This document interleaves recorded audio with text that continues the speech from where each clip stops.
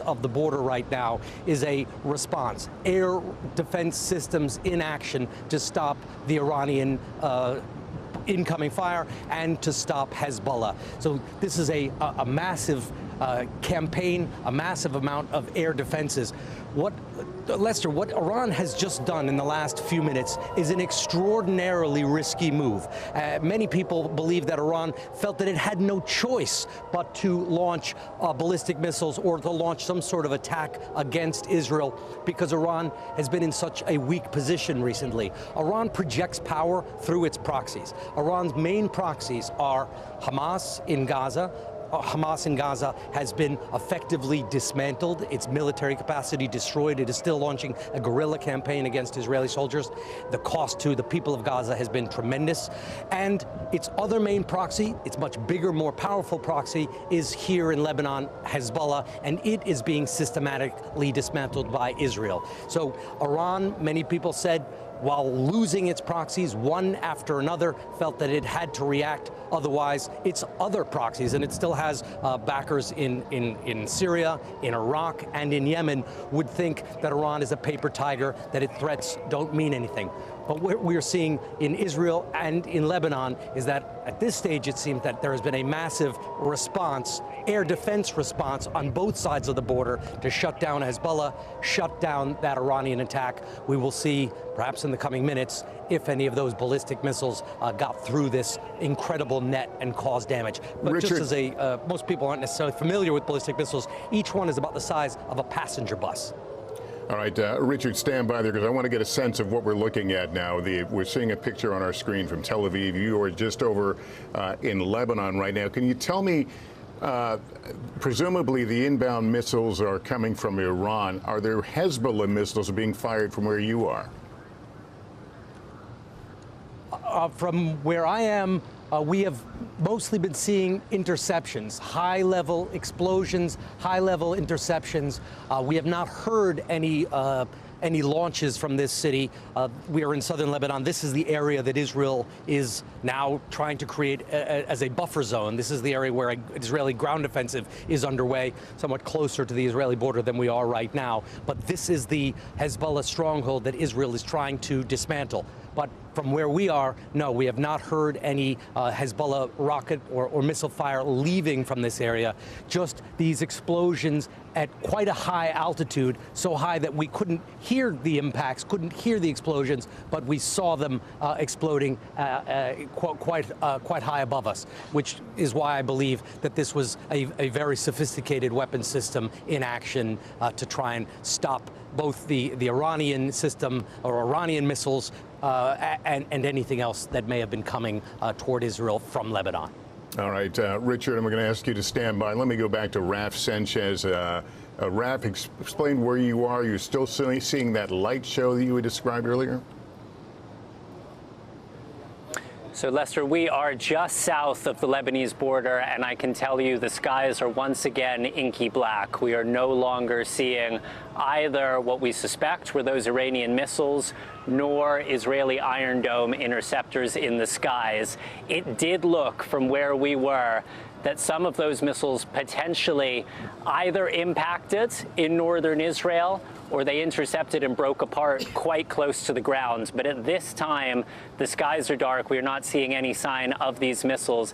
As we said, ballistic missiles, 12 minutes or so, fired from Iran to Israel. We certainly know that Israel's air defenses were in action right now. What we do not know at this point is whether Israeli, American, British, potentially Arab fighter jets across the Middle East had time in that short window to take down any of those incoming ballistic missiles. It is very possible that the lights we saw streaking across the sky were just a fraction of what could have been a much, much larger barrage. I want to tell you, Lester, our colleagues who are in Israel and other parts of, who are in Tel Aviv and other parts of central Israel are telling us that they heard loud explosions where they were. Again, it's not clear if that is a sign of missiles impacting or if that was Iron Dome interceptions happening overhead. I'm looking down at my phone. At this point, we don't have anything official about casualties or impacts from the Israeli military, but I can tell you they gave us just a one-line statement saying sirens sounded all across Israel. You are seeing on your screen the Dome of the Rock in the Old City in Jerusalem, the third holiest site in Islam at the Al-Aqsa Mosque, the holiest site for Jews, the Temple Mount, and it appears that the sky is not just over northern Israel, not just over Tel Aviv, but over the holy city of Jerusalem, also earlier filled with missiles as those Iranian projectiles came from the east. So we are waiting at this point to see if there are any reports of injuries, of casualties, of fatalities. But Lester, we are able to cast ahead that the last time this happened in April, it caused minimal damage in Israel, and Israel responded with a very, very small, almost surgical strike against Iran. How Israel decides to respond tonight will be dependent on the scale of the damage caused by these Iranian missiles, something that at this point we are just not able to assess. Lester. And Raf, so I'm correct, the understanding is that the U.S. was the first to notify Israel of this likely attack tonight. Yes, that's right, Lester. So the first that Israeli citizens heard of this was the chief spokesman of the Israeli military going up on national television and telling the Israeli public that U.S. intelligence agencies had passed information to their Israeli counterparts that an Iranian missile attack was imminent. Of course, Israel and the United States, military partners, diplomatic partners, but also intelligence partners. There is an enormous flow of information back and forth between the two. And it does appear in this instance, it was the United States that first detected this movement inside Iran, indicating an imminent ballistic missile strike. And again, Lester, it does appear that American intelligence was accurate. This was not, as far as we know, a strike involving drones or cruise missiles, which could take hours to reach Israel. This was ballistic missiles. There was just a couple of minutes in between the launch in Iran to them arriving. Lester, I am seeing what appears to be another Iron Dome interceptor in the sky. Apart from that, the skies are quiet. We are not hearing sirens.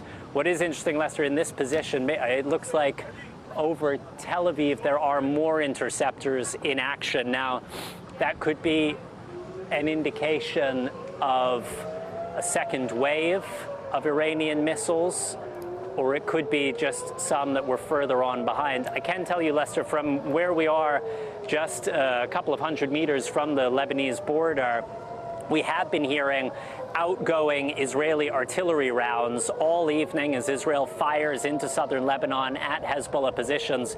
Those have gone totally silent in the last hour or so, an indication that they seem to have paused those artillery strikes as they brace. Lester, we are once again seeing the skies lighting up now. Many what appear to be these missiles streaking on a straight trajectory towards the southern central section of Israel. Raf? And we are seeing the Iron Dome, which fires in a kind of cobra arc, streaking up to intercept them. We are seeing more missiles at this time, Lester. Yeah, Raf, first of all, and I think you know this, go to shelter if you feel you need to at any point as we watch. We were looking at the other camera from Tel Aviv. We saw a limited number of projectiles there moving the screen, and now we see more here. The sirens are going off. I don't know what they're going off where you are or if we're hearing this from our camera in Tel Aviv.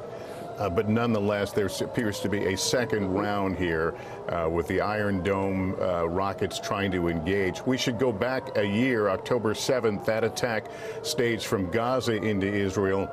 There were simply so many rockets, it overwhelmed the Iron Dome projectiles, and you saw one blow up right there in flight. But as you note, we note that these something still comes down. These projectiles are very heavy. I've seen it for myself. A lot of shrapnel hits the ground, but you see the explosions in the skies. Those would indicate, suggest that those are Iron Dome explosions. And when you hear it, you usually hear a boom and then a boom boom as they are taken out and continue to fall as debris to the ground below.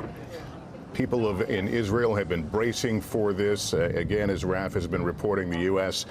Intelligence was the first to detect the likely and anticipated launch, notified Israel, and made comments to the press as well that this was likely to occur. A retaliatory attack on a scale that appears to be considerably larger than one we saw in April in retaliation for an Israeli strike on the Iranian consulate in Damascus, Syria. This again appears to be two separate barrages. You see now a single weapon going up there, another one coming beneath it. Again, this could be an attempt to overwhelm the defenses of of Israel. In this case, we were told that they would have fighter jets as well that were able to intercept some of these, but it's a fairly short flight time, about 12 minutes from launching pads in Iran to Israel. So not a lot of time to respond here, but a second wave. We're no longer hearing the sirens on the ground, but clearly there's still some activity. Richard Engel is inside Lebanon with a different view for us. Tell us what you're seeing and hearing, Richard. Well, we are in southern Lebanon, and there is definitely a second wave. We are still seeing it here. And I think based on the reporting that I'm doing, the reporting that Raf is doing just on the opposite side of the border, we're getting a sense of the flight pattern. It seems that some of these ballistic missiles heading toward Israel are going through Lebanese airspace and are being intercepted above Lebanon. So if you watch, we're seeing these high altitude explosions. One just looked up over the If you miss them, they're very quick. They look like starbursts as the rockets or missiles streak through the sky and then are being intercepted. This second wave, I would say, was as intense as the first wave. They were separated by only a few minutes. This second wave appears to be dying down right now. We'll know much more when we hear from the Pentagon, where they are able to look at the satellite imagery. But based on what we're seeing with our own eyes, what Raf is seeing just on the opposite side of the border, what our cameras are capturing, you can get a sense of the direction that these missiles are flying and how many there are.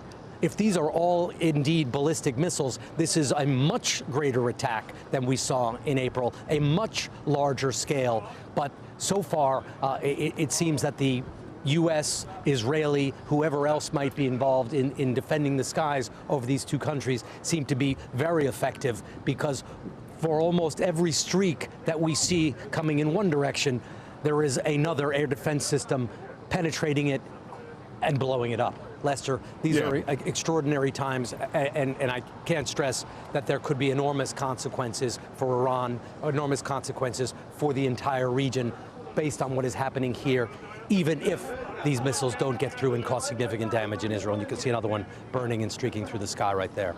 Yeah, some being intercepted, perhaps Iron Dome, perhaps by weapons from fighter aircraft. We'll know at some point. I should point out that the first it wouldn't be Iron Dome here. Yeah, of course. And Richard, and I know you have this, and many people who are in Israel have an app on their phones to alert. And I got a couple here. It simply says rocket attack Tel Aviv city center.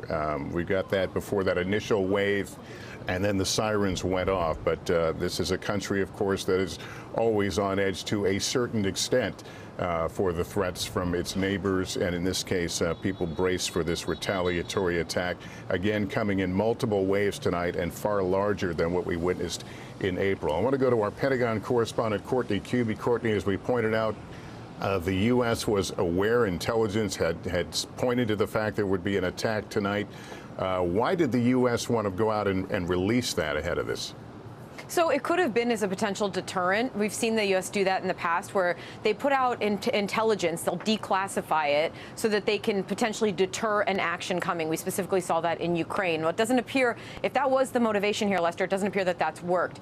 What the U.S. was expecting to see, and I will say, according to conversations that we've been having over the last several hours, this is playing out very similarly to how officials have told us they were expecting it to be. So several hundred ballistic missiles appear to have been launched at Israel. What we've been told all along is the expectation is it would be government and military targets as opposed to civilian facilities or civilian areas. Now, that being said, as you well know, Lester, targeting anything inside Israel always has the potential for some sort of a civilian repercussion. Not only the potential dangers that if something is intercepted, that there could that shrapnel and large pieces could fall on civilians below, but just that the targeting isn't always perfect. Now, we have seen these ballistic missile launches. The U.S. and the Israelis and other potential partners in the region have been preparing for this. And in fact, we've talked a lot about April here and the Iranian attack on Israel in April. That was more than 300 projectiles that were fired in waves, various different things, everything from cruise missiles, ballistic missiles, down to slow-moving drones and loitering munitions were fired over the course of hours. U.S. officials were not expecting this to look exactly like that. They thought this would be primarily ballistic missiles with the potential for some other smaller or even slower systems here. So far, we haven't seen any of those. They also were expecting the majority of the fire to come from Iran. They were not ruling out the possibility of some of the militia groups and proxy groups like the Houthis to fire missiles or other things as well. Again, it's not clear where all of these launches have come from, but the U.S. and allies have been preparing. In fact, the U.S. military has more assets in the region than they did during that attack in April from Iran. So this includes the U.S. has ground-based and sea-based radars that within seconds of the launch of a ballistic missile, they know that it's in the air and they can get a sense of where it may be impacting so that they can potentially intercept. Israel also has some similar capabilities in the region. So as Raf was saying, it could be minutes from launch to potential impact in Israel, but the U.S. and the Israelis and other allies in the region will know that, and they'll be able to fire off any various kinds of interceptors. The U.S. has ballistic missile destroyers, systems that can fire interceptors, take out these missiles before they even, frankly, get into Israeli airspace in some cases. But the U.S. also has other things in the region, so think about where some of these missiles would be flying over, as we were just hearing from Richard. The U.S. has air defense systems in some of those partner areas in the area, including Saudi Arabia, Iraq, Syria, Jordan, that could also have been employed there. And then, of course, there's the air assets that you mentioned, Lester. They have U.S. fighter jets. Frankly, all throughout the region, they've even bolstered some of those capabilities in recent days and weeks. They have the ability to shoot down some of these projectiles as they are coming in. It really was a layered defense here that exists.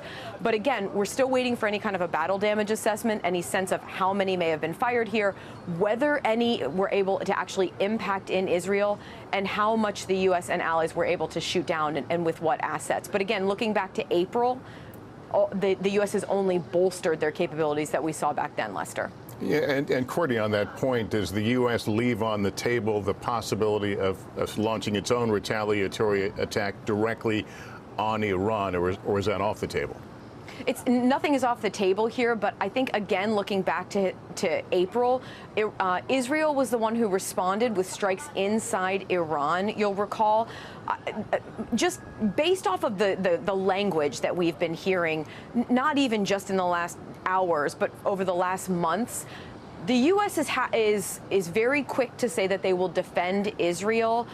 But at the end of the day, I could see more of an Israeli response here against Iran than a U.S. one, Lester. All right, Courtney, thank you. As you look at the screen there on your left, Tyre, Lebanon, a little after 8 in the evening. This is very close to the Israeli border. On the right, that's the view from Tel Aviv. Notable in both pictures right now, the skies appear to be calm after what appeared to be 2 waves of attacks of either rockets or ballistic missiles or a combination of both. I want to go to our senior White House correspondent, Gabe Gutierrez. Gabe, what is the White House position? What's happening right now in the West Wing? Hi there, Lester. Well, it's been a busy morning here at the White House. The president was briefed early this morning, and just a short time ago, we heard that the president had convened a meeting of his national security team along with the vice president to discuss the status of U.S. preparations in the region and also the status of helping Israel defend against attack and protect U.S. personnel. Now, on that point, Lester, earlier today, the State Department had directed all U.S. government employees and their family members in Israel and the surrounding areas to shelter in place. Now, earlier today, we had heard from a senior White House official that the Biden administration did anticipate that this attack could include more firepower than the attack that you were discussing with Courtney in April. At this point, it appears that is the case. But Lester, I also want to point to a full statement from a senior White House official that we were given earlier today. And the final line of that statement says a direct military attack from Iran against Israel will carry severe consequences for Iran. So that is the question right now, Lester.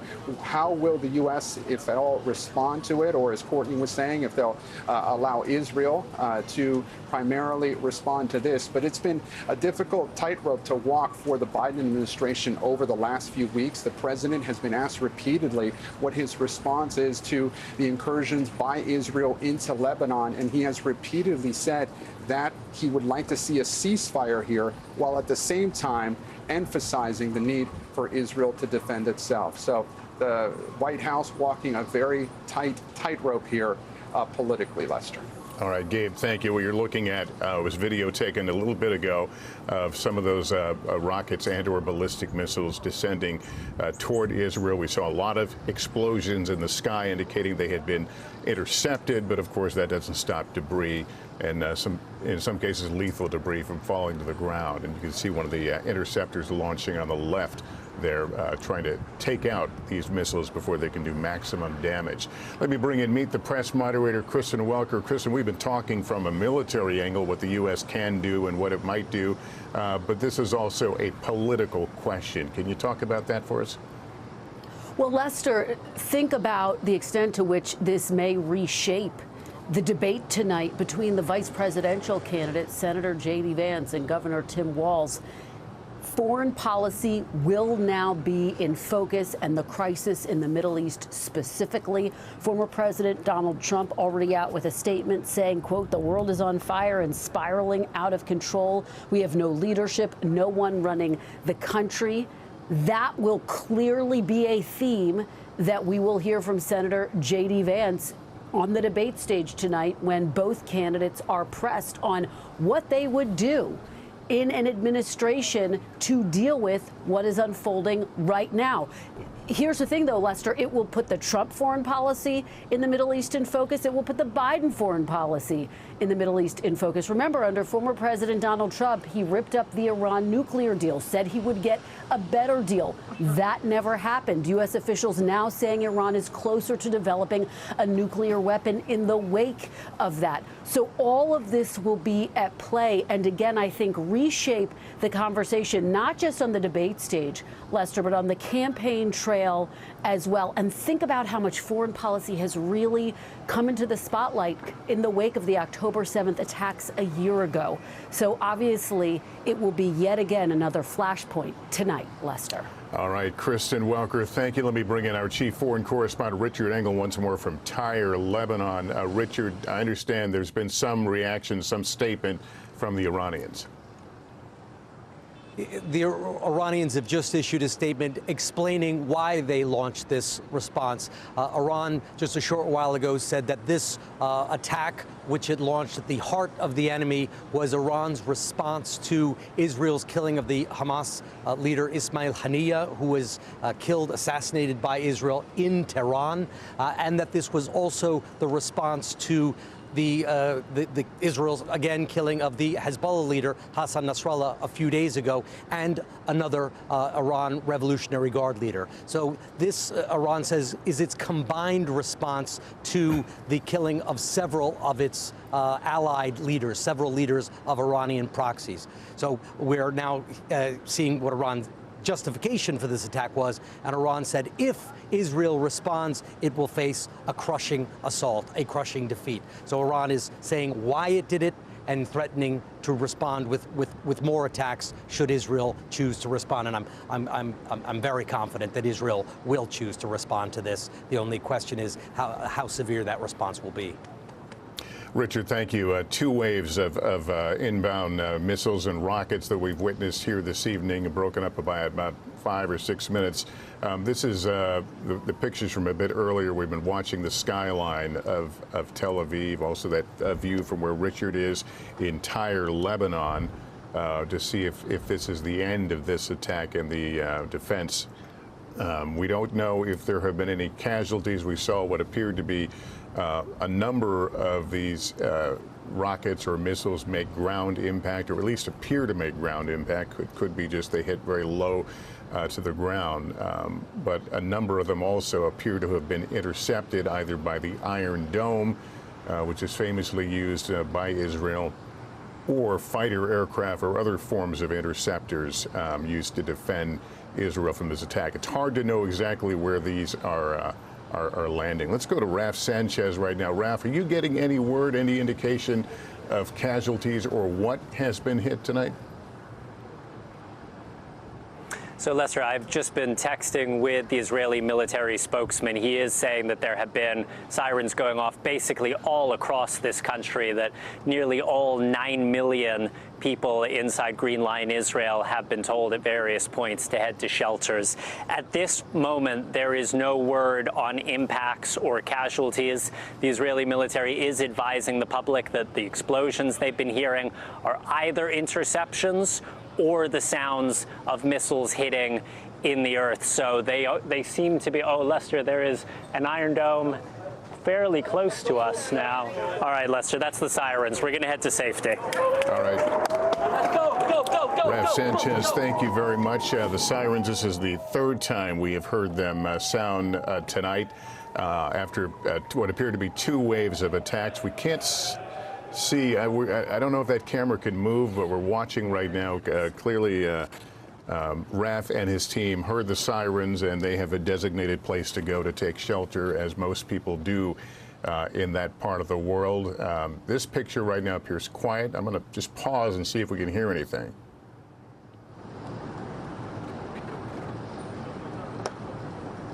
Line. So it doesn't Okay. look like it's coming from beyond the city limits or beyond the suburb. Okay, we don't hear anything in terms of the sirens. Let me go to Richard Engel. Richard's on the other side of the border in Tyre, Lebanon. Richard, you've been watching this, I guess, from the edge of these attacks. Are you seeing or hearing something new? No, we saw 2 distinct waves, both of them intense. I would say now, with the distance of a little bit of time, both the first wave and the second wave appear to have been roughly equivalent, both intense. They were separated only by a few minutes. Courtney talked to you earlier about all of the different missile defense systems that the United States and Israel have. And I would say, just looking at what we've seen over the sky and having covered a few wars before, that many different missile defense systems were in operation tonight. And initially, it seems that they were extraordinarily effective. Israel, the United States were prepared for this. And I think if there had been an enormous amount of damage, a huge casualty count, we would already know at this stage. So I think after this, assuming that this is done, we don't know if it's done, but Iran, has already issued its statement explaining what happened and saying that there will be threats if Israel responds. That does indicate to a degree that it might be over for now, but this is a historic moment. We will look back on this, I believe, in the days and months to come, and see this as an inflection point. April came and went. Israel responded in a symbolic way, and the tit-for-tat exchange between Israel and Iran ended there. But when you listen to the Israeli Prime Minister, Benjamin Netanyahu, when you listen to what he told Congress a few months ago, what he said to the UN just a few days ago, his speech directly to the Iranian people yesterday, it seems that Israel is and Prime Minister Netanyahu is much more likely to respond in a more severe way than he did in April, and we will see. We are still watching here, but for now, it does appear that this Iranian barrage is over, or at least paused. Richard, there has been so much talk in the last few weeks about trying to avert a regional war. Obviously, Iran has said things to suggest it doesn't want a regional war. How will that be measured in terms of the intensity of this attack, whether this becomes something bigger than what we're seeing now? So we are already clearly in a regional war, and in many ways we've been in a regional war from the beginning. A year ago, Hamas launched its massacre from Gaza. Hamas is backed by Iran. Hamas knew from personal experience that firing rockets and missiles at Israel is often not very effective because Israel has such intense and robust missile defense system. So what Hamas did on October 7th was breach the barrier. It broke down through the fences around Gaza Strip and carried out close quarter attacks, atrocities, and carried out a massacre on an unprecedented scale in the Israeli-Palestinian conflict. What is going on right now, however, is that as Israel wraps up the Gaza war at an enormous cost to the people of Gaza, it is focusing its attention in the north here on Hezbollah. What Iran has just done is launch this attack to try and protect its allies, to try and protect itself, to try and protect its own image, because Iran's proxies are being wiped out one after the other. First, it lost Hamas, or has mostly lost Hamas. Now it is losing Hezbollah. Hezbollah is still robust. It still has tens of thousands of fighters. But Iran it feels that it had to respond with this air campaign. Will this now lead to a new stage of war? And I think now the ball is squarely in the United States and Israel's court when it chooses how to respond to an attack. And again, we don't have a full picture. We don't have a full battle assessment, but to what seems to have been a not very effective barrage air campaign from Iran. All right, Richard, we'll ask you to stand by. We need to go back to NBC News International correspondent Raf Sanchez. Raf, you had to run into shelter there as the siren sounded. Everything okay? Everything okay, Lester. So we just had the experience that many millions of people across Israel had, that the sirens went off at our position. We had a couple of seconds to run to the shelter here. I can tell you our team here are all safe.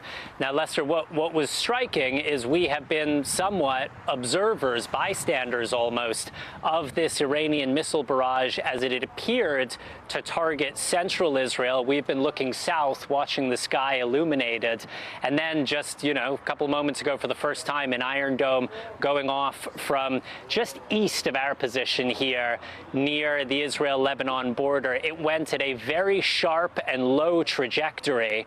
I don't have any confirmation, but just based on the direction that interceptor was fired, it seems possible to me that rather than intercepting an Iranian missile, given that we just haven't seen any now for about 15 minutes, it seems possible to me that that Iron Dome was fired at something that was coming from the Lebanese border behind us. Again, that is not confirmed, but just based on the trajectory of the Iron Dome, it seems possible. And if that is the case, it is a potential sign that Hezbollah, despite being under intense pressure from Israeli ground forces, Israeli artillery fire, and Israeli aircraft, were, at least in some limited way, trying to join this large-scale barrage of Israel. And again, Lester, I should say that is not confirmed. What is confirmed is a spokesperson for the Israeli Airport Authority is saying that Israel's airspace is closed. Flights are directed to find alternate routes outside of Israel. And Lester, that is a sign of how intense this barrage has been. Even on some of the most intense days when rockets were flying out of Gaza in large numbers, Israel prided itself on keeping the flights going in and out of Ben Gurion Airport. There is only one really major international airport in this country. And when it is closed, Israel feels very, very cut off from the world. They go to enormous lengths to keep that airport open. But I can tell you tonight, in the face of what seems to be potentially several hundred Iranian ballistic missiles, the airport is closed, the airspace is closed. It is not clear when it will reopen, but I think it is safe to assume that Israeli fighter jets remain in the skies above us in case there is a third wave of incoming Iranian missiles. All right, Raph, it's good to hear from you. Glad to know you and your team are safe. Let me ask you to stand by as I bring in Jeremy Bash, a former chief of staff at the CIA and the Pentagon. Jeremy, how fine a line is the U.S. walking tonight as it supports Israel's right to defend itself but doesn't become too deeply engaged in all this? Well, the United States and Israel have been allies for 75 years. And so tonight, when our ally is under attack, we come to their defense. And we've said pretty clearly on a bipartisan basis across administrations, we've got Israel's back. We're going to give them what they need to defend themselves. Of course, some of the systems that you see illuminating the sky tonight, including Iron Dome, were jointly developed with U.S. technology. But more importantly, U.S. fighter jets are in the air. U.S. Aegis destroyers and cruisers are activated tonight to knock out ballistic missiles, drones, and cruise missiles. And U.S. Patriot missile batteries, anti-missile batteries, are also activated undoubtedly across Iraq, Syria, Jordan, and other places in the Arabian Gulf to ensure that Israel and our allies and our bases and our troops are protected from this Iranian onslaught. I've just got to say here, on the eve of the Jewish high holidays, with our ally under attack, with United States having been attacked ourselves, our bases, our troops, we lost 3 troops earlier in the year from an Iranian attack. This is a big moment of consequence. And I know that the United States will not only support our ally, but will continue to provide intelligence, will continue to provide warning, will continue to provide capability, air defenses, missile defenses. I think the question you're asking, Lester, is to what extent will the United States participate in an offensive strike against the Iranian mainland in the aftermath of that? We don't know. I think it's too early to tell. We've got to do the bomb damage assessment. We've got to understand what capability Iran still has, what threats they still pose. And there certainly are going to be some back-channel diplomacy to try to figure out whether or not Iran feels deterred. If they don't feel deterred, and if they continue to threaten our allies, our partners, and our bases, we may very well get involved ourselves. Yeah, and that leads to the question, what does retaliation look like if the Israelis decide to respond very quickly to what we're witnessing here tonight? What might it look like? Well, they could put up their aircraft, their F-35s, their F-16s up over the skies and take out Iranian missile positions. They could take out Iranian military assets. You know, Israel might conclude, let's not waste the crisis. We've been attacked. The skies over Tel Aviv are full of ballistic missiles inbound. You see them landing right there on the beach. They're in a heavily populated area. The entire population of Israel is in a bomb shelter at this hour. I'm talking to Israelis as we speak by WhatsApp to try to figure out where they are. And so the Israeli military might say, let's not waste this crisis. Let's go out and try to really degrade some of Iran's capabilities and get that deterrence back. You know, Israel's been launching these attacks against Hezbollah leadership, and they've been kind of waiting to see Hezbollah's response, and it hasn't come. They killed Nasrallah, and nothing happened. They killed the next tier down, nothing happened. They went after, as you referenced, Hania in downtown Tehran, one of the masterminds of Hamas, the leaders of Hamas, the masterminds of October 7th, and nothing happened. So Israel is feeling, I think, pretty emboldened that they can take out Iran's terrorist surrogates and proxies, and they may have to go directly after Iranian mainland targets as well. All right, Jeremy, thank you. I'll ask you to hang in there for us. I want to go to our senior White House correspondent, Gabe Gutierrez now. Gabe, we understand the president has been observing this and coordinating the American response from the Situation Room. Yeah, that's right, Lester. We're just hearing from the White House. The president and the vice president are in the Situation Room right now, according to U.S. officials. And the president did direct U.S.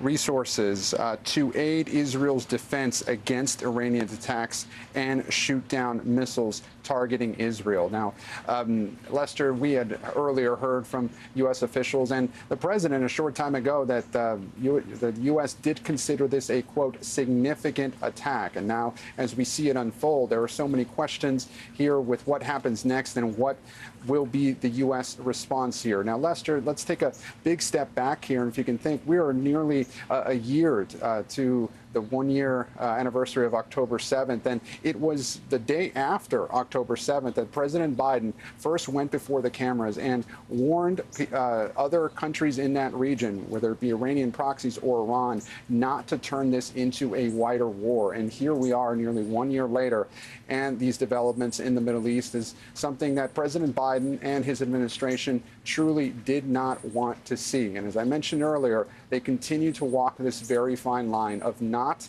wanting to have this develop into a wider war, but also saying that they want to see a ceasefire here, but always emphasizing that Israel has the right to defend itself. White House officials did not wish to comment just several days ago when those first reports emerged of exploding walkie-talkies in Lebanon. The White House has refused to criticize Israel for any of the actions that it has taken in Lebanon. So again, right now we are waiting for more reaction from the White House. The president, one of his events this afternoon has been canceled as U.S. officials monitor this. And again, the White House, the president and the vice president are monitoring developments right now from the Situation Room. Lester. All right, Richard, thank you. Let me bring in again Chief Foreign Correspondent Richard Engel in Tyre, Lebanon.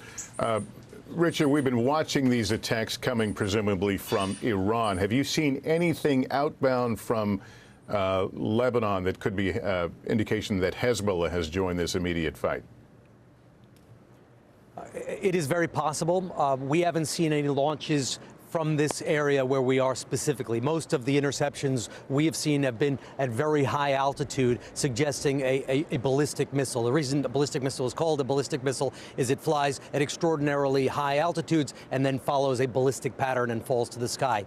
Generally, the rockets and some missiles, but mostly the rockets that Hezbollah fires are much flatter, they're much lower, they're much smaller. If a rocket might be the size of a flagpole, a ballistic missile roughly the size of a passenger bus. So much, much more explosive power. And what we saw tonight appears to have been many, many ballistic missiles in two distinct waves. Unclear how much of that, if any of that, was coming from Lebanese territory, certainly coming through Lebanese territory, but it would not be surprising at all if Hezbollah was also involved in this, because the attack was carried out in the name of the slain Hezbollah leader Hassan Nasrallah, in the name of the assassinated Hamas leader Ismail Haniyeh, and also in the name of an Iranian Revolutionary Guard commander. So Iran said that its attacks were to protect its reputation and protect its proxies, its allies, partly to show its credibility. Now, how much of a price will it pay for this show of force?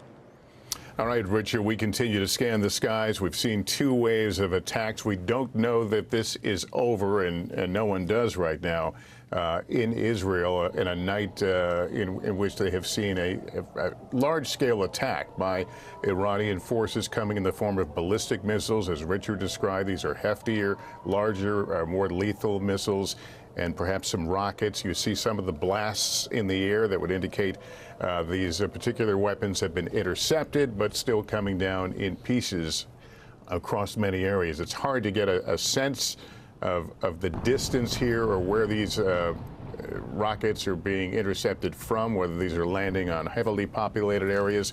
It is simply too soon to know. But I want to go back to Raf Sanchez, who has been with us since these projectiles started raining from the sky quite a while ago now. Raf? Lester, time becomes a slippery thing in moments like this, but I would say it has been about 20 minutes or so now since we were able to see any sign of Iranian ballistic missiles from our position in northern Israel. Speaking to colleagues who are in central Israel, in Tel Aviv, it does appear quiet there as well. But if there were two waves, there could be a third wave. I've just been texting with an Israeli military official. I asked, does it look like the attack is over? The official says, too early to say.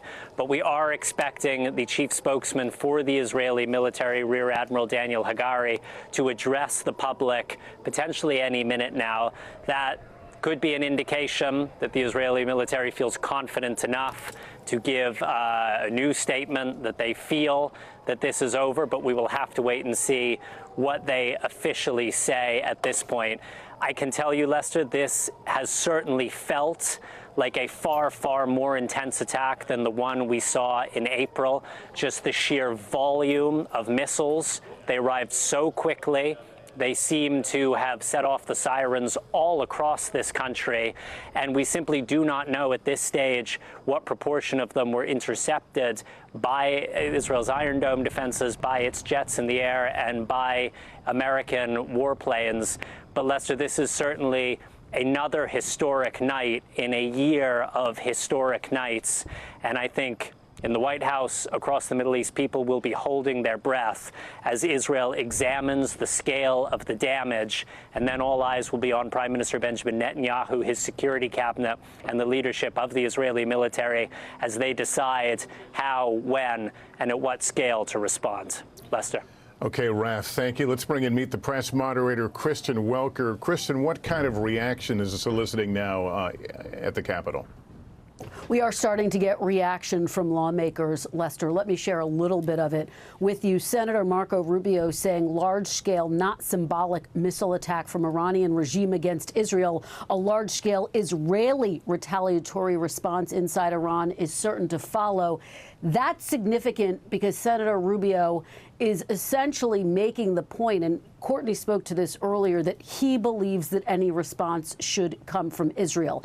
A different message coming from Senator Lindsey Graham, known for being hawkish on foreign policy. He says this is a moment of choosing for the free world regarding Iran. The Ayatollah and Iranian regime are religious Nazis who want to destroy the state of Israel. Their words, not mine. They want to purify Islam and attack the United States. Again, their words, not mine. The missile attack against Israel should be the breaking point, and I would urge the Biden administration to coordinate an overwhelming response with Israel, starting with Iran's ability to refine oil. That's significant, Lester, that final sentence, because Senator Lindsey Graham has said if Iran escalates this conflict in the Middle East, that the United States should consider a coordinated attack against Iran's oil refineries. That would undoubtedly be a major escalation of this conflict overall if the United States were to get involved in that way. Again, Senator Lindsey Graham, and you see the difference between the language that he's using and Senator Marco Rubio is using, choosing their words very carefully. So that clearly is a dividing line in the Republican Party. What will the candidates say about this? Again, we're just hours away from the vice presidential debate. What will Senator J.D. Vance, for example, say? Will he lean into that line of attack, that more needs to be done, that the United States should coordinate a response with Israel? So certainly significant. And this is where I believe the dividing line is going to be as it relates to not just the debate tonight, but the conversation, Lester, on the campaign trail right now. Polling shows that Vice President Kamala Harris, by 1 point, gets higher marks when it comes to who would be the better commander-in-chief. But this is a commander-in-chief moment. This is a moment of testing for each of these candidates, and undoubtedly that will be on display tonight on the debate stage, Lester. All right, Kristen, thank you. We received word as you were speaking from the Iranian mission to the United Nations, and the message they're sending is that this is over. This series of attacks tonight we've been watching over. We'll, of course, to see how that plays out, but that's what we're hearing from the Iran mission to the United Nations. We want to go to senior White House correspondent. Let's go to Richard Engel right now. He's in Tyre, Lebanon. You just heard that statement that the Iranians say this is over. Is this a symbol that they're being very careful, not wanting to escalate this any farther? Well, I think they crossed that Rubicon about an hour ago, and there will be, this is an escalation, and there will be a response. But Iran, according to its mission at the United Nations, says that it is over. And I'm quoting the statement, which was posted on X. It says, Iran's legal, rational, and legitimate response to the terrorist acts of the Zionist regime, which involve targeting Iranian nationals' interests and infringing upon national sovereignty of the Islamic Republic of Iran, has been duly carried out. So Iran is saying, for now, that this was a response, that it was a legal and rational and legitimate response, and that it is over. But this is certainly not over. This conflict, it may only be entering a new phase right now. But Iran says that the barrage that we saw here in southern Lebanon, that they saw all across Israel, that phase, according to this statement from the Iranian regime, is over. Richard, thank you. Let me go back now to Raf Sanchez. Raf, we're hearing from the IDF, the Israeli Defense Forces, that they are not seeing any further threats out there tonight. Is that the sense you're getting? That's right, Lester. As we speak, the chief spokesman for the Israeli military is on national television. He is saying at this moment they do not see any more threats of aerial attacks. He is advising Israeli citizens it is now safe to leave their bomb shelters. So that is the Israeli military appearing to echo the Iranian government that this intense attack involving ballistic missiles does appear to be over. The spokesman saying this attack will have consequences. Now, Lester, this is all still very preliminary, but we do also have a statement from the Magan David Adom. It is Israel's sort of national emergency ambulance service. They are saying that at this time, again, this is a preliminary report, there are no reports of injuries as a direct result of missile impacts in Israel. They are saying that there are 2 light injuries reported as a result of shrapnel, interceptions overhead, shrapnel falling to the ground, 2 people lightly injured in Tel Aviv, they are saying. They're also saying there are a number of minor injuries where people fell or hurt themselves in the process of running to the shelters. But Israel's emergency services at this point are saying no reports of fatalities and no reports of injuries as a direct result of missile impacts. Now, if that remains the case, it is almost miraculous feeling, just given the extent of the missile fire, those deadly shooting stars we saw streaking through the night sky here minute after minute. But the initial report at this time is no fatalities caused as a result of these missiles, and that will be a major, major factor as Prime Minister Benjamin Netanyahu and the leadership of this country decide how to respond to this second large-scale Iranian missile attack in just 6 months. Lester. Okay, Raf, thank you. Let me go to our Pentagon correspondent. I'm sorry, Raf, you hearing something there? Lester, we heard an explosion. There has been outgoing artillery fire from around here. That did not sound like it. That seemed like an interception. I didn't see anything. I'm looking at my crew here. Neither of them are seeing anything either. Again, we're just about 2 miles from the Lebanese border, so it is possible in these extraordinary days we are seeing here in the Middle East that that explosion you just heard may have nothing to do with the Iranian ballistic missile attack and may instead be something to do with incoming fire, mortars, rockets coming from Lebanon. The sirens are not going off here. That did sound close, but it may very well have been on the other side of that mountain ridge which separates Israel from southern Lebanon here. Lester. Okay, Raf, thanks for clearing that up. Let's go to our Pentagon correspondent, Courtney Kube. Courtney, is the U.S. now detailing its level of involvement in defending Israel tonight?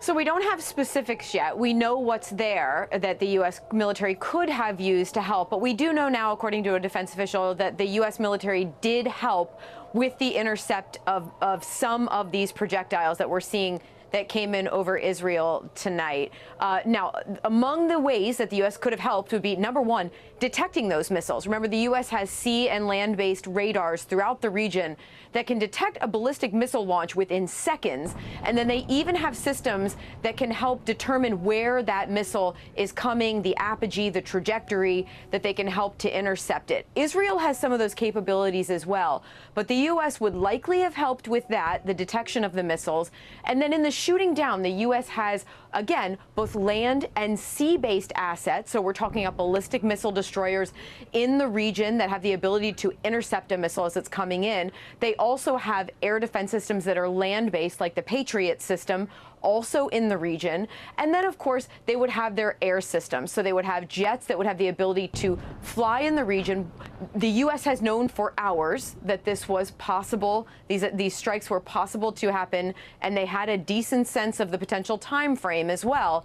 They likely would have had aircraft up in the air to help with intercepts if necessary. We don't, again, know which of those systems, which of those assets were used in this case, but we do know that the U.S. was involved in knocking some of those down. Now, we heard from the White House earlier today in the form of a statement and then also in the form of a tweet that President Biden did direct the Pentagon to help with the defense of Israel. But again, we're still working on some of the details of exactly what was used.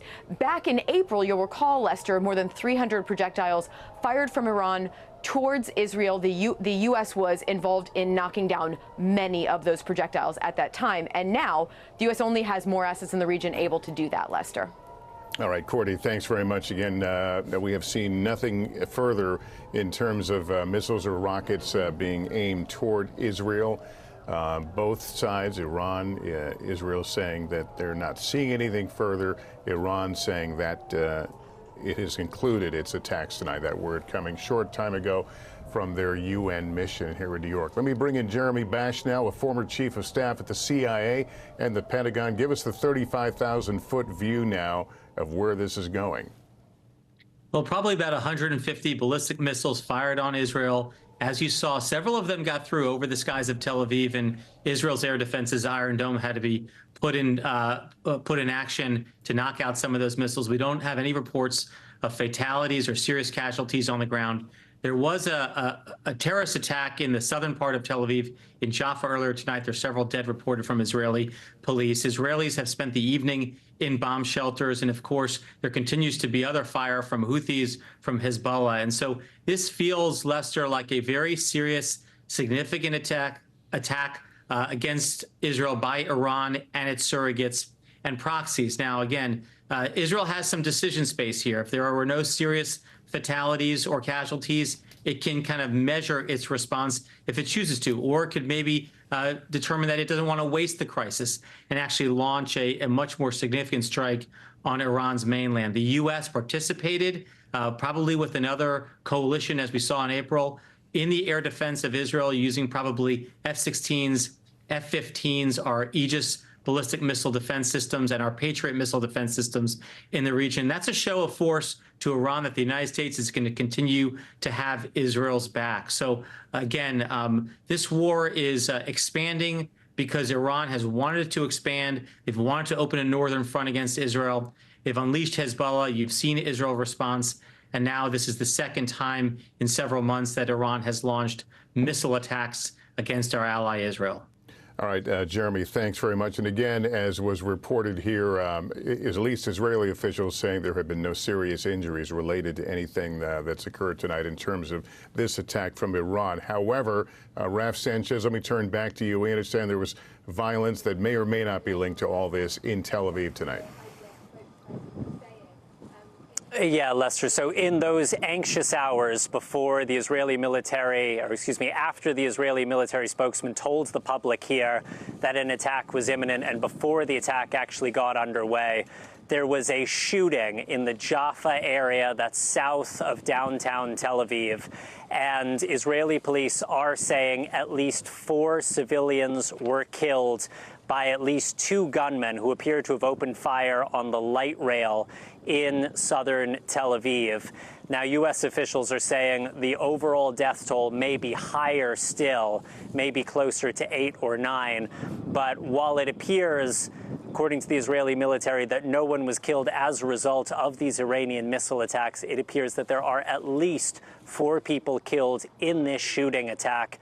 It looks, according to some of the images we're starting to see, like one of the gunmen was armed with some kind of semi-automatic rifle, appears to have opened fire on one of these light rail trains and then continued shooting on the platform after disembarking. Israeli police are saying both of the suspects are dead. There are a number of wounded people. Their conditions are unclear. So while it may be that Israel has got through this night without anyone killed as a result of these Iranian missiles, it is not the case that no one has died a violent death in Israel tonight. And it just goes to show you, Lester, just the unbelievably heightened tensions all across the Middle East. We do not know the motivation of these shooters at this point, but it is hard to believe that it is totally unrelated to the massive loss of life that we have been seeing all across the region these last 11 months. Lester. Okay, Raph, thanks. Let's go back to the other side of the border, inside Lebanon. Richard Engel, our chief foreign correspondent. Richard, there's a story being written here tonight about the future relations of Israel to its northern neighbor. Well, if you listen to Israel, if you listen to Prime Minister Netanyahu, he is describing a future relations. He held out a map at the United Nations a couple of days ago, and he said that there is a future for the Middle East that doesn't involve the Iranian government, that doesn't involve its proxies, that doesn't involve what is here locally referred to as the axis of resistance. And that's the narrative that Prime Minister Netanyahu is saying about the future of the Middle East. But from the narrative inside Israel is also changing right now. A year ago, almost exactly a year ago, Israel suffered a tremendous intelligence catastrophe and a total security collapse on October 7th. Its deterrent capacity was shattered. The Israeli public were demoralized to a degree. People couldn't understand how a country like Israel, which has such robust defenses, could have suffered and not foreseen the Hamas atrocity of October 7th. With these two missile attacks launched by Iran, both of them shut down entirely. And if the reporting that Raf is getting holds up, the fact that not a single fatality was caused by all of this incoming fire, that will go a long way to allowing Israel to reestablish its credibility, to reestablish its deterrence, to reestablish its security reputation across this entire region. And that is something that is valuable to the Israeli Prime Minister Netanyahu, and is something that is valuable to Israel. It wants the region to know that it has this kind of capacity. Now, I keep saying, what will happen next? I do not suspect that this will go like it did in April, unchallenged. In April, there was a symbolic response from Israel. We will see tonight. There will be many diplomatic calls. There will be many calls to Israel. But we will see if Israel again responds in such a symbolic way as it did in April, or if this is a start of a new chapter, perhaps a new chapter leading in the direction of what Prime Minister Netanyahu has been describing, a Middle East that does not have the threats posed by the Iranian government and its proxies, including Hezbollah, which dominates this part of South Lebanon where I am right now. Yeah, and let's talk about where you are in South Lebanon. We haven't really talked much about the events of the last couple of days in terms of the Israelis now pushing in on the ground, limited ground raids, trying to create a buffer zone. If I'm not mistaken, where you are right now would be inside that buffer zone.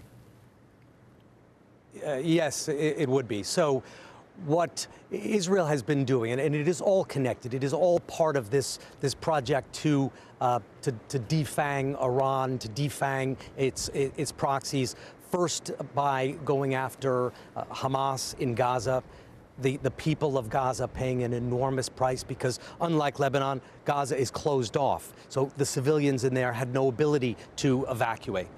Across the border where I am in Lebanon, it is a country. It has an airport that is still functioning. It has an open border, more or less, with Syria. There have been many refugees who've been going into Syria.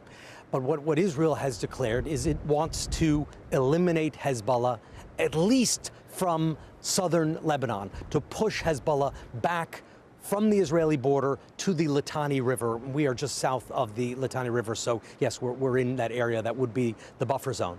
And Israel has been attacking Hezbollah systematically using high tech, using intelligence, doing that sabotage attack, blowing up first Hezbollah's pager system. The reason Hezbollah used pagers was so that they could avoid iPhones. They tried to use low-tech technology. Israel figured it out, infiltrated the shipments, put bombs in the pagers, blew them up. Then did the same thing with the walkie-talkies. Again, an intelligence coup. What Israel wants to do now is go after the fighters themselves. They've taken out the communication system. They've taken out much of the leadership, but the army of Hezbollah, the fighters of Hezbollah still remain.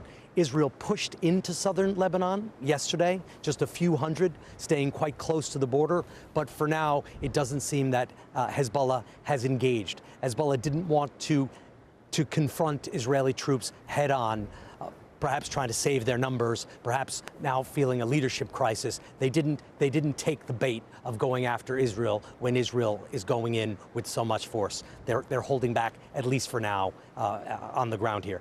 But this is still more or less day one of Israel's ground war into Lebanon. Okay, Richard, thank you. Let me go to our senior White House correspondent, Gabe Gutierrez. What is the stature right now at the White House, and do they think this is over for the time being?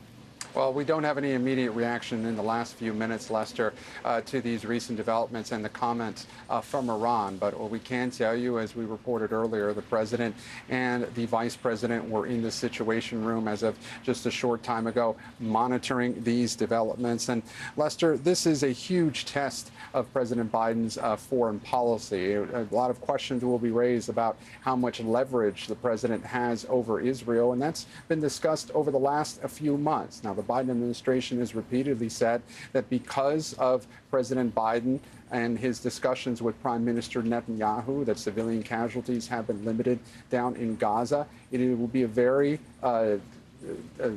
difficult couple of days for the Biden administration to now see what happens next with Israel and how it can prevent this from escalating even further. Now, we just heard from the White House a short time ago that the president did direct U.S. resources to help defend the skies over Israel. There's a White House briefing that was scheduled for this afternoon that has just been pushed back, obviously, as these developments are unfolding. We hope to get more information from the White House in the next few minutes, perhaps, on exactly the extent of the role the U.S. played this afternoon as it helped defend Israel against this Iranian attack.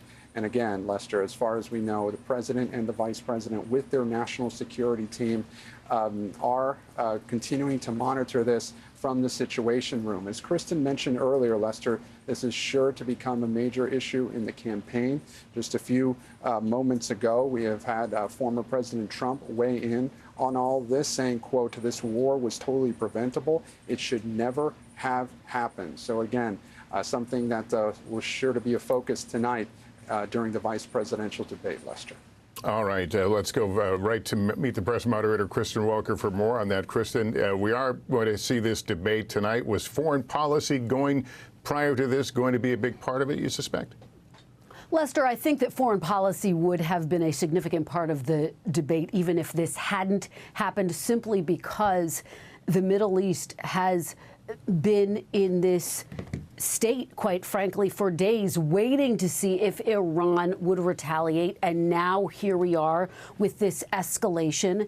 And so, as Gabe just laid out, the line of attack from former President Trump, likely from Senator J.D. Vance, is going to be that this wouldn't have happened if he were in office. Of course, there's no evidence of that. There's nothing to say that anything would be different. But that's the line of attack that we are hearing from former President Trump. And of course, it does come when you talk to U.S. officials. They say, look, we have more military assets in the region than we have had in years. Of course, Courtney was speaking to some of that. And they also note that it was Trump who ripped up the Iran nuclear deal when he was in office, vowing to get what he called a better deal. That never happened.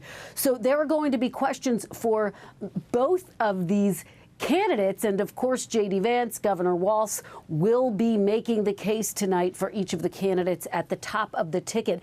The issue of the war in the Middle East, Lester, has loomed over the Biden-Harris administration. When President Biden was at the top of the ticket, it really was dragging down his support in some key areas, like the state of Michigan, for example. They have wanted to see a ceasefire. They argue that the death toll in Gaza is simply too high, that this is a humanitarian crisis. So incredibly difficult questions now, Lester, to be answered on that debate stage tonight and on the campaign trail. All right, Kristen, and you'll be joining us for our coverage of the debate later this evening, and we'll talk more about this. Let's bring in NBC's Aaron McLaughlin in Jerusalem. Aaron, we knew you had to take shelter there with your team at some point. Now that you're out and about, any signs of damage or impact in Jerusalem where you are? Well, not here in Jerusalem, Lester. An uneasy calm has settled over this city. It was around 6:30 p.m. I was actually live reporting on the apparent terror attack that had unfolded, according to Israeli officials, in Jaffa near Tel Aviv, killing at least 4 and injuring 7, 2 terrorists killed. We were just getting those details in when suddenly we heard the sirens sound here in Jerusalem, and then reports of sirens across Israel. And when we looked up, we could see the lights of Israel's interceptor missiles from the Iron Dome streaking across the sky. That was followed by a series of explosions. Before we moved to shelter, we could hear people in the streets of Jerusalem cheering as the Iron Dome went to work. They were honking their horns. And this continued for well over an hour. Dozens, I would say, of interceptor missiles were fired, most of them moving in the direction of Tel Aviv. But now it seems that calm has settled, as I said, over the city. We are hearing from Israeli officials no reports of injuries so far, but undoubtedly Israeli officials, while they're saying they will respond to this attack from Iran, they are also surveying for any potential damage still. Lester. Okay, Aaron, glad you guys are safe. Let me go back to Pentagon correspondent Courtney Kube. Courtney, we've been talking about the level of U.S. military involvement in intercepting some of these missiles. We were able to see with our own eyes the video of some of these intercepts, but I understand these may have extended even farther from the camera's view. Yeah, so remember where these missiles are coming from. Most of them, if not all of them, coming from Iran, probably even Western Iran. So just think about the map here. They would have flown over a number of different countries where the U.S. and allies have some missile defense and air defense systems. Now, that's one of the big questions that we're trying to get answered here is, were there some of these land-based systems like Patriot interceptors in some of these countries? Was the U.S. actually able to shoot down some of these missiles before they even got to our cameras? What we're seeing, what we've been watching here is these missiles have been exploding in the night sky, intercepted and taken down. Well, it's possible, like we saw in April, some of them didn't even make them that far. Now, remember, Lester, Iran has an enormous stockpile of ballistic and cruise missiles that they already have inherent to them. And frankly, that stockpile has only grown. They have various different systems. The way that the U.S. and others would have gotten a sense that this attack was even coming, we've been talking about it all morning here, the possibility of this imminent attack, is by watching the Iranians get some of these missiles loaded into some of the launchers, fire them up, get them ready on the launch pads. Once they actually launched some of that first wave of missiles, though, it would only be a matter of minutes before they would potentially impact. But because the U.S. and Israel and other allies have the ability to literally see those launches in real time, within seconds they will know that those missiles are in the air, they could have called on some of those intermediate systems in some of the countries before they even got to Israel to shoot some of those down. That's one of the big questions that we have. And again, we keep talking back to April, the most recent time that we saw something very similar to this, with hundreds of projectiles launched towards Israel from Iran. At that time, the U.S. was able to use some of those intermediate systems so that not all those projectiles even got into Israeli airspace before they were shot down out of the air. And I have to say, viewers need to remember that even if these missiles are shot down, depending on the kind of interceptor that's used to take them out, there could still be a tremendous amount of shrapnel and debris that will fall down below that could still threaten civilians, military installations, anything that is potentially in their path, Lester. And we did see that happen in April as well. Yeah, Courtney, and I was struck by the fact that well in advance of these attacks, the U.S. was saying, hey, guess what? Iran is going to attack imminently. Are we to take that as a warning, a chance to perhaps deter the attack, basically saying, we see you and we know what you're about to do? Yes, that is an excellent point, Lester, because there is a very real possibility that the reason the U.S. declassified the information about a possible imminent attack was in a hope that they would be able to deter Iran from actually going forward with it. And we've seen that happen in the past.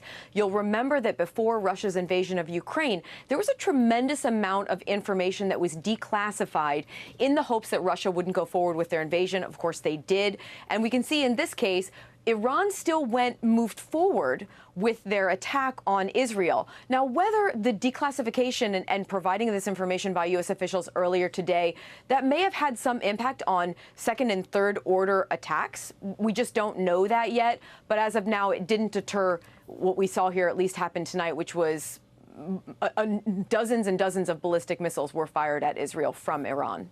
All right, Courtney, thank you. Let's go to the border area between Lebanon and Israel. Richard Engel, our chief foreign correspondent. Richard, you covered this part of the world for a very long time. Game it out for us. It appears the missiles have gone quiet for tonight. But what should we expect? What should the region be bracing for potentially? Well, I think potentially for a war that could lead to a regime change in Iran. I think that it has the potential to escalate that far. Iran tonight was trying to show strength. It was trying to harm Israel. It was trying to kill Israelis, but it was also trying to show strength to its proxies, to its militia, to Hezbollah here in Lebanon, to Hamas in Gaza, to the people of the Arab world, that Iran and only Iran was strong enough to stand up to Israel, stand up for the Palestinians. But instead of showing strength, it showed a tremendous amount of weakness. The U.S. warned it, saying, don't do this. We see what you're preparing. But instead of backing down, Iran launched these ballistic missiles that flew over the sky here in Lebanon, flew over the sky in Israel, and were shot down to almost no effect. So the question is, will Prime Minister Benjamin Netanyahu, who's been talking about regime change with increasingly vocal, increasingly strident tone for the last several weeks and several days, use this opportunity? I can hear Israel making the argument, we stopped the ballistic missiles tonight with the help of our allies, but what if those ballistic missiles had been tipped with nuclear weapons? This is exactly the kind of incident that Iran's enemies, and Iran has many enemies, chief among them Prime Minister Netanyahu, can capitalize on it. Instead of showing strength, did Iran fall into a trap and now will end up paying an enormous price for it? And Richard, it also appears, though, that Iran doesn't necessarily want to turn this into a major, ongoing, large, region-wide battle. Andrea Mitchell and myself were part of an off-camera meeting with the Iranian president last week. Clearly, it didn't sound like a guy who wanted a global war over this. Well, Iran has been saying that for a long time, and Iran has been trying to butter both sides of the bread. It wants to support Hamas. It wants to support the Palestinians. It wants to be seen as the only force in the Islamic world willing to stand up against Israel. But it doesn't want to cross that line and pick a direct war with Israel. That's why it's been fighting primarily through its proxies. And Iran has proxies in 5 countries. And the question is, will this, by having the ballistic missiles launched directly from Iran, change that calculation? All right. Richard Engel, thanks. That concludes this NBC News Special Report. More ahead on our streaming network, NBC News Now, online at NBCNews.com, and we'll have a lot more when I see you tonight for NBC Nightly News. I'm Lester Holt in New York. Thank you for watching, and good day.